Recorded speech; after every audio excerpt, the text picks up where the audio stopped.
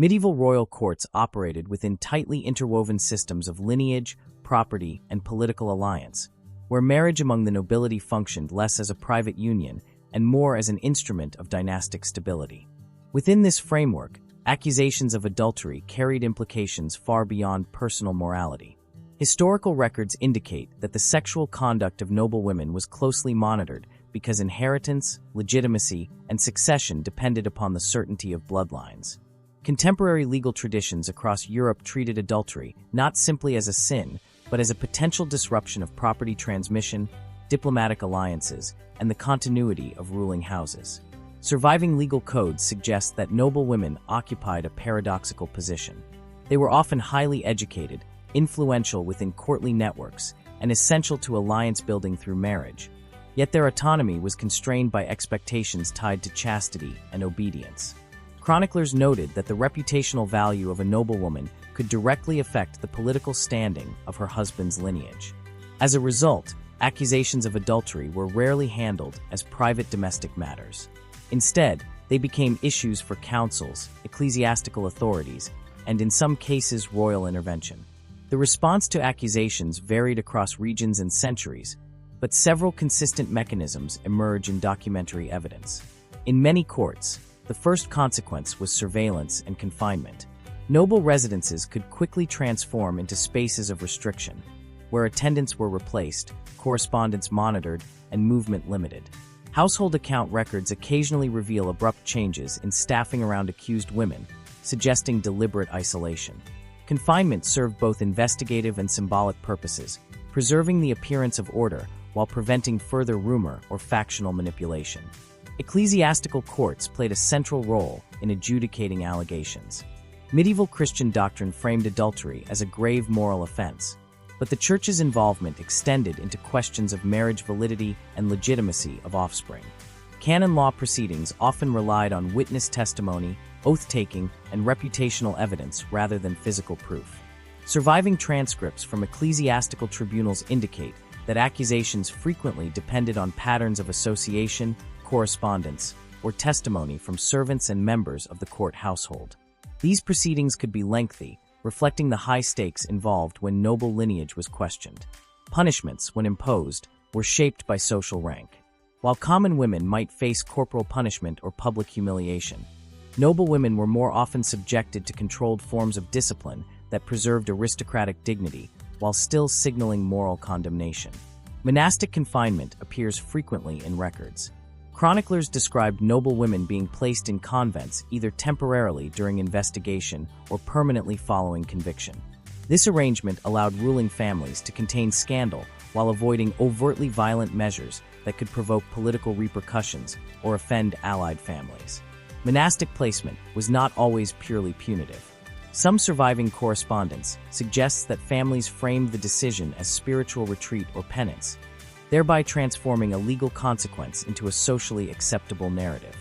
Nevertheless, the loss of freedom and removal from political life represented a significant shift in status. Noble women confined to convents often lost access to property management, courtly influence, and maternal authority over their children. Inheritance disputes could follow, particularly when questions arose regarding the legitimacy of heirs born before or after the alleged offense. Secular courts also intervened, especially when adultery intersected with treason or factional conflict. In royal environments where alliances were fragile, accusations could be weaponized within broader political struggles. Historical chronicles describing the courts of Capetian France, Plantagenet England, and various Italian principalities indicate that allegations against noble women sometimes coincided with power transitions or disputes among rival factions.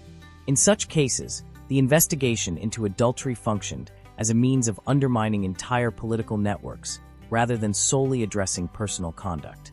Property rights were another critical dimension. Legal documents from several medieval jurisdictions reveal that a husband could seek separation, confiscation of dowry management rights, or limitations on inheritance transmission if adultery was proven. However, the implementation of these measures depended heavily on negotiation among families.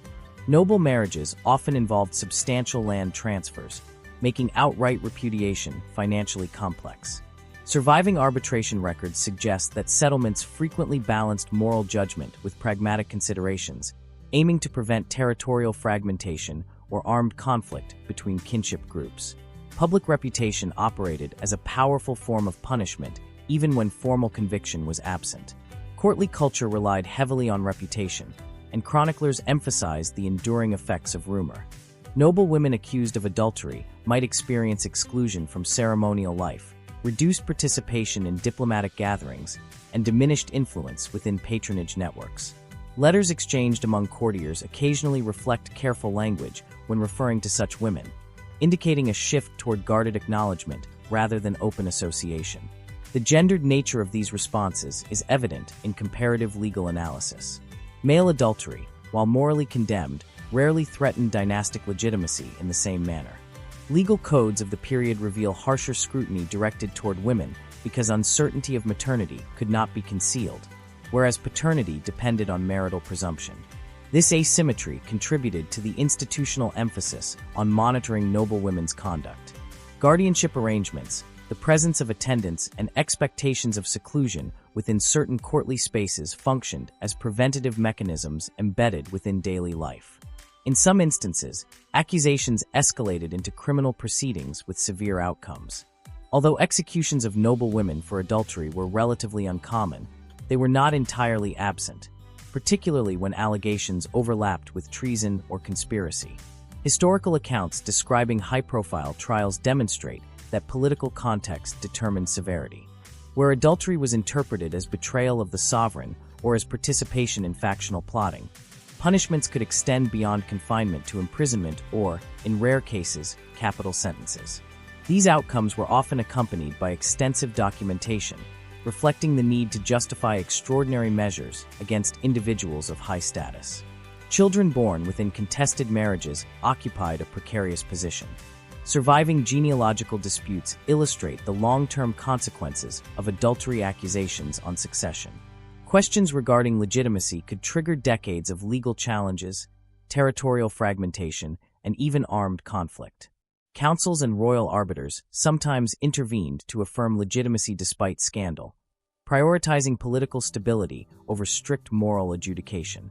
In other cases, heirs were excluded, reshaping lines of succession and altering regional power balances. The experience of investigation itself could be psychologically and socially isolating. Although personal emotional states are rarely documented directly, patterns within letters, patronage records, and monastic registers suggest abrupt disruptions in social networks. Noblewomen who previously exercised influence through gift exchange, religious patronage, and diplomatic mediation could find these channels restricted. The loss of agency extended beyond legal penalties, reshaping identity and social role within aristocratic society. Regional variation further complicates the historical picture.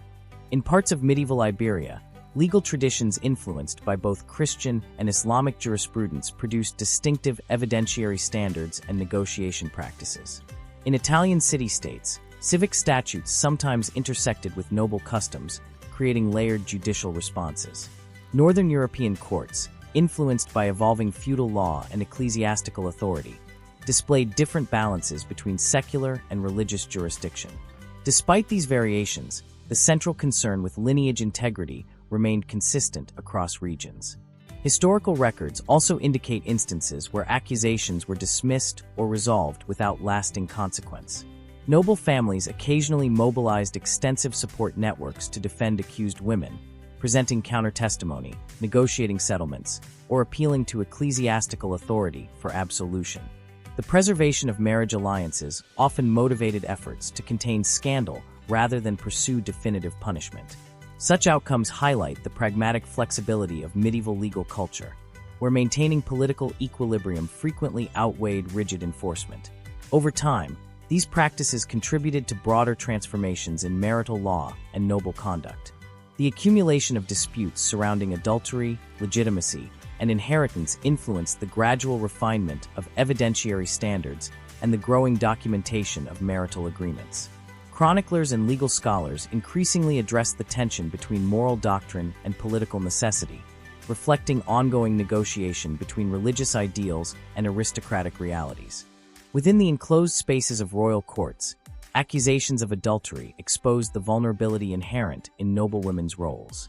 Their marriages anchored alliances, secured inheritance, and reinforced political continuity, yet these same responsibilities subjected them to scrutiny capable of reshaping their lives with enduring consequences. Surviving documents, legal proceedings, and contemporary commentary collectively reveal a system less concerned with personal transgression alone than with the preservation of dynastic certainty and political stability. The outcomes awaiting noblewomen accused of adultery were therefore neither uniform nor purely punitive. They unfolded through a complex interplay of investigation, negotiation, religious authority, and familial strategy. Confinement, monastic placement, reputational decline, and inheritance disputes formed recurring patterns, each shaped by the broader political environment in which the accusation emerged. In this environment, personal conduct became inseparable from governance, and the private lives of noblewomen remained deeply entangled with the public priorities of medieval power. Accusations rarely emerged in isolation. Court environments were dense with observation, competition, and the constant exchange of information among attendants, clerics, envoys, and rival households. Contemporary accounts describe royal courts as spaces where proximity to power created both opportunity and vulnerability.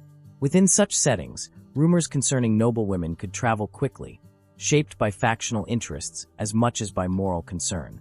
Surviving correspondence between courtiers suggests that allegations of adultery were sometimes introduced indirectly through insinuation, allowing political actors to destabilize opponents without immediate formal accusation. The process of transforming rumor into formal inquiry often depended on male guardianship structures.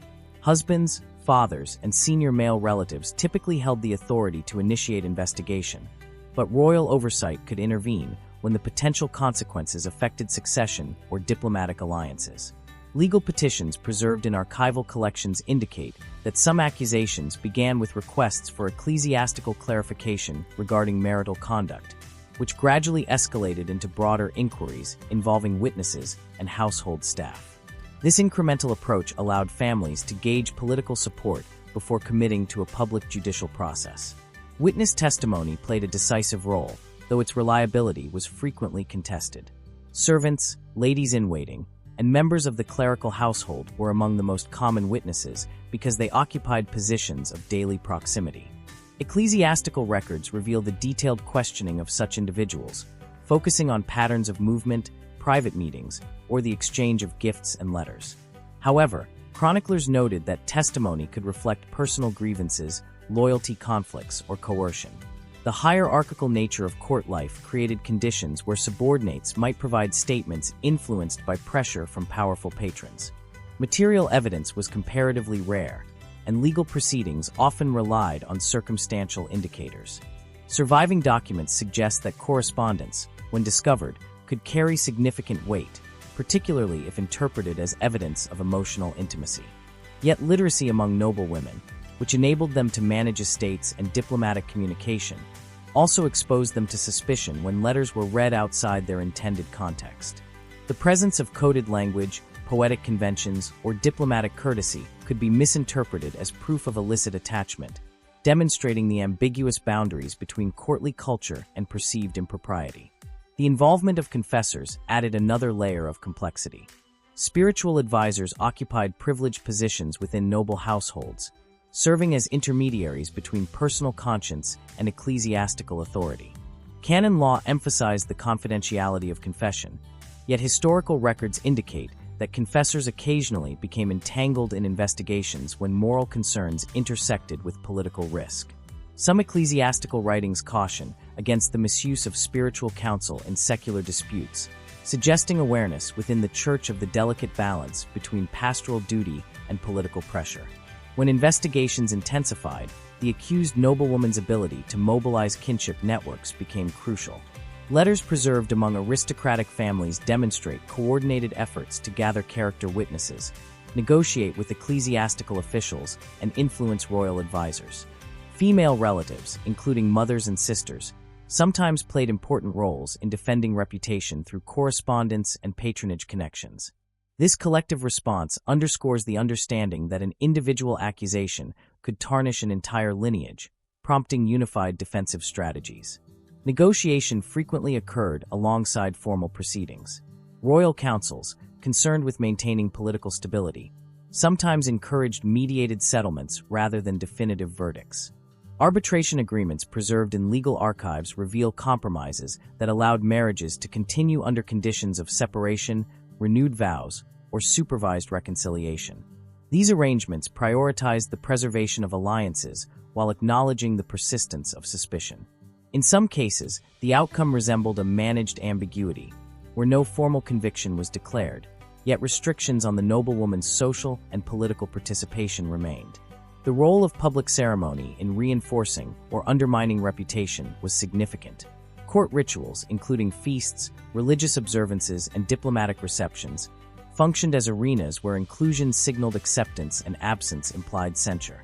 Chroniclers noted that the seating arrangements, participation in processions, and the exchange of ceremonial gifts could reflect the shifting status of individuals under suspicion. A noblewoman's reduced visibility at such events often communicated judgment more effectively than formal pronouncements, shaping perceptions among both domestic observers and foreign envoys. Religious penance represented another recurring response. Ecclesiastical authorities sometimes prescribed pilgrimages, charitable foundations, or extended periods of devotional seclusion. Surviving records of endowments suggest that noblewomen accused of moral transgression occasionally sponsored religious institutions as acts of public piety. While framed as spiritual restitution, these actions also functioned as reputational repair, demonstrating humility and reinforcing alignment with religious expectations. The dual spiritual and political purpose of such gestures reflects the integrated nature of medieval moral and social frameworks. In cases where marriages deteriorated irreparably, annulment or separation could be pursued, though these outcomes involved complex legal thresholds. Canon law did not recognize divorce in the modern sense, but annulment proceedings might be initiated if questions arose regarding the validity of consent, consanguinity, or pre-existing obligations. Accusations of adultery could intersect with these arguments, providing additional justification for marital dissolution. However, annulments required extensive proof and papal approval in many instances, making them lengthy and politically sensitive processes. The fate of property and dowry remained central to negotiations following accusations. Noblewomen often retained legal claims to dowry assets, even when their marital position weakened. Legal codes of the period reveal ongoing debates regarding whether misconduct justified forfeiture or merely altered management rights. Arbitration documents demonstrate varied outcomes, with some settlements allowing women to retain income from certain lands while transferring administrative authority to male relatives or guardians. These arrangements aim to balance moral sanction with recognition of contractual obligations embedded within marriage agreements. Courtly literature and moral treatises of the medieval period also influenced perceptions of adultery. While not legal documents, these texts shaped cultural expectations and informed the interpretive framework through which behavior was judged. Writers frequently portrayed noblewomen as embodiments of virtue essential to social harmony, reinforcing the association between female chastity and political order. Surviving manuscripts indicate that such ideals were widely circulated among educated elites, contributing to the moral environment within which accusations gained resonance. Political transitions often intensified scrutiny. Periods of succession uncertainty, regency, or external conflict created heightened sensitivity to rumors affecting legitimacy. Chroniclers describing these moments frequently link accusations against noblewomen to broader anxieties about stability. In such contexts, investigations into personal conduct became mechanisms through which competing factions attempted to secure influence over inheritance outcomes. The intersection of private accusation and public political calculation demonstrates how individual lives could be drawn into structural struggles beyond personal control. The experience of children within these circumstances remained shaped by adult negotiations. Guardianship arrangements sometimes shifted during investigations, with children placed under the supervision of paternal relatives or royal authorities. Educational records and household accounts suggest disruptions in upbringing, reflecting uncertainty regarding future inheritance. Even when legitimacy was ultimately affirmed, the period of dispute could leave enduring effects on familial relationships and political alliances. Instances of rehabilitation were not uncommon, though they required sustained effort. Noblewomen who successfully navigated accusations might re-emerge within courtly life through strategic patronage, renewed marital alliances, or religious dedication. Correspondence indicates that reputational recovery often depended on the passage of time and the emergence of new political priorities that redirected attention away from earlier controversies. This capacity for gradual reintegration highlights the fluidity of medieval social judgment, where memory of scandal could fade in response to shifting political landscapes. At the same time, some accusations produced lasting exclusion. Monastic records reveal individuals who remained in religious houses for decades following allegations, whether by choice, coercion, or lack of alternative support. The boundaries between voluntary devotion and enforced seclusion were sometimes indistinct, particularly when financial dependence on family members constrained available options. The persistence of such cases underscores the enduring impact that a single accusation could exert over the course of a noblewoman's life. The broader institutional consequences of repeated disputes contributed to evolving legal consciousness within medieval courts. Jurists and ecclesiastical scholars increasingly addressed evidentiary challenges, emphasizing the dangers of false testimony and the need for careful investigation. The accumulation of documented cases influenced legal commentary on reputation, proof, and the protection of marital stability. These developments suggest that the experiences of accused noblewomen played a role in shaping the gradual refinement of judicial practice. Across these varied responses, the central tension remained consistent: the need to safeguard dynastic continuity while managing the unpredictable dynamics of courtly life. Noblewomen stood at the intersection of these priorities, their personal conduct inseparable from the political calculations surrounding them.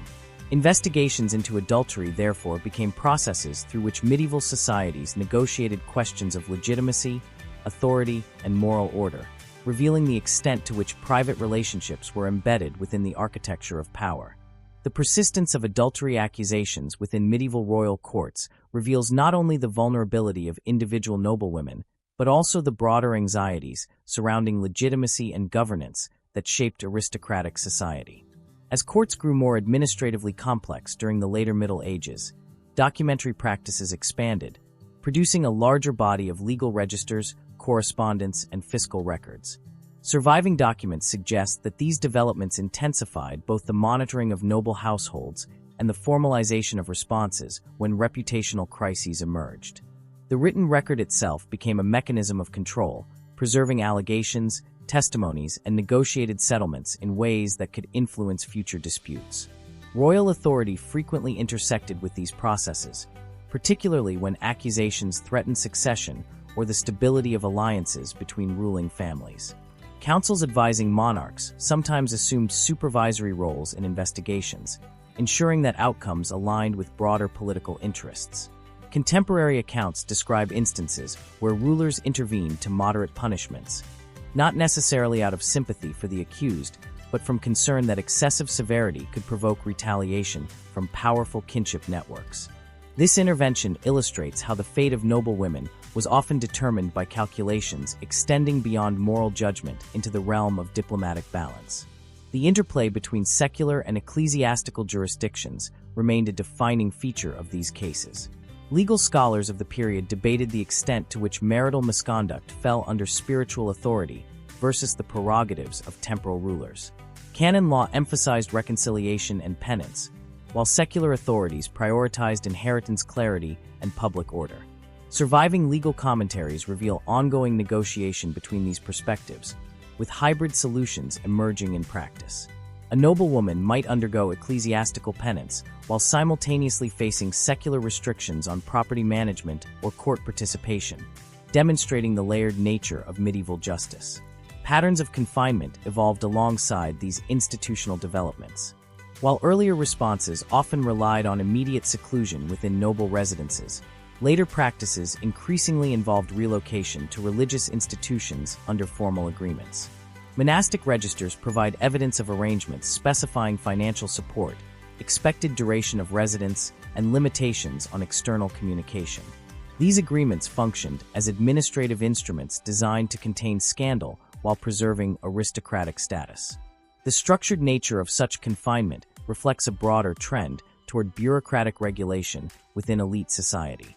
Reputation continued to operate as a decisive factor long after formal proceedings concluded. Chroniclers noted that memory of accusation could persist across generations, influencing marriage negotiations and political trust. Genealogical compilations sometimes included subtle references to controversies, suggesting an awareness that personal histories affected dynastic evaluation. At the same time, the selective nature of record preservation indicates that families occasionally attempted to obscure or reinterpret episodes of scandal. This tension between documentation and deliberate forgetting highlights the contested nature of historical memory within aristocratic lineages. The political utility of accusations did not diminish over time.